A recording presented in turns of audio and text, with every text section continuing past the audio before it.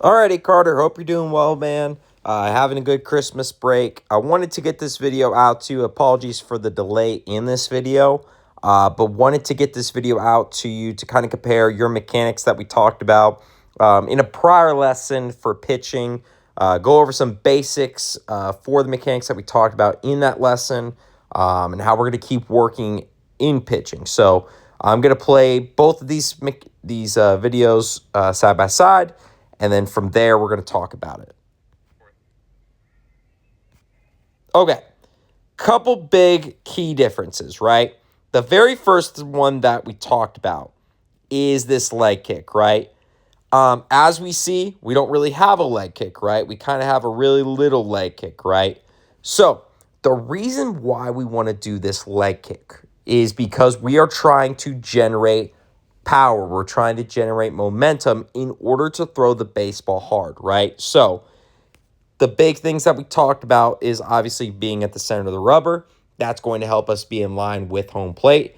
Obviously, the older that we get and the better that we get with our mechanics, that's when we're going to be able to go from the left side of the rubber, from the right side of the rubber, to either hide the ball better or locate a specific pitch, right? So with that being said, the big thing that we worked on is just getting to this position, right? Getting to this position, allowing our hands to go up, almost like as if we were a puppet, right? If there was lines that were connecting our hands from our legs, we go up at the same time, right? So that was the big homework assignment that I wanted you to keep working on. The other big one, you're going to notice that you stride towards this way, right? Versus Jacob deGrom, whenever he pitches, he strides right back to the plate, right?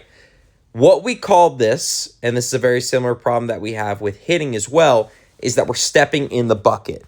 Essentially, what's the problem is we are taking all of our momentum towards your glove side, and that's causing you to not throw as hard or as efficiently down the middle to the strike zone, right? So what we talked about in the lesson is trying to overcorrect it, whereas instead of trying to step towards the middle, we're actually stepping towards our arm side. And what that's trying to do is to recorrect and redirect our mechanics to go straight down the middle.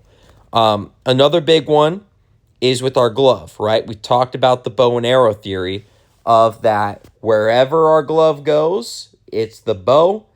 That's where the arrow is going to go, right? So if we see our glove goes down here and it goes towards the side, we're either going to miss low glove side or high arm side, right?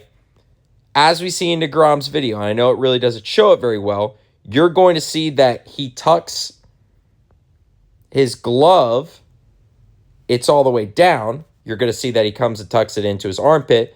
But what he's doing is he's taking his elbow into his rib cage, right? And that's allowing him to keep from going glove side or finishing up arm side, right? Another big thing that we're going to keep working on is our finish, our extension, right? Of getting out in front, getting over this front leg, and allowing this leg to come up over top, right? As we could see, this isn't really the position we want to be in, right? We're almost doing, and your parents might like this reference, we're almost doing the stanky leg, if you see. If I go right here, we got a little stanky leg going on, right? But we're going to work on a drill that's going to help us get over naturally that front side, okay? But the biggest thing I want to mention, because we talked about 1,000 times, is our arm, right? You're going to notice whenever deGrom throws, he is parallel to his shoulder. I know that's not a great line, so let me redraw it. He is parallel to his shoulder.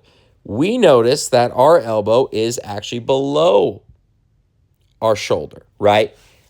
We don't want to do that because that puts a ton of pressure on our elbow. What we're trying to do is disperse all of that stress that goes on the elbow during our pitching motion throughout our entire upper body, right? And as well the lower body.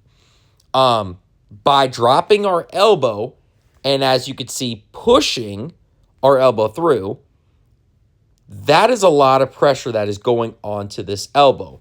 what that can lead to if we don't have the proper throwing mechanics is what is a lot of elbow pain and potentially an injury down the road, right? So that's why it's so important, Carter, whenever we're throwing before lessons, that we are constantly talking about and correcting being above our shoulder, is because we want to make sure that our elbow isn't being overexerted and overstressed so that we avoid injury, right? Otherwise, we're going to keep working on this. We're going to keep working on pitching, especially if you want to continue to get into pitching. The good news, Carter, you have a long way to go, right? You're one of my youngest guys who I give lessons to. But with that being said, too, for your age, you do a really, really great job of picking up what we talk about and applying it to your game. So I have no doubts that you'll pick these things up quickly the more and more that we work on it. But I'm excited to keep working with you, excited to see how you grow as a pitcher, and as well how you keep developing as a player. So hope you have a great rest of your Christmas break, and we'll pick up after the break.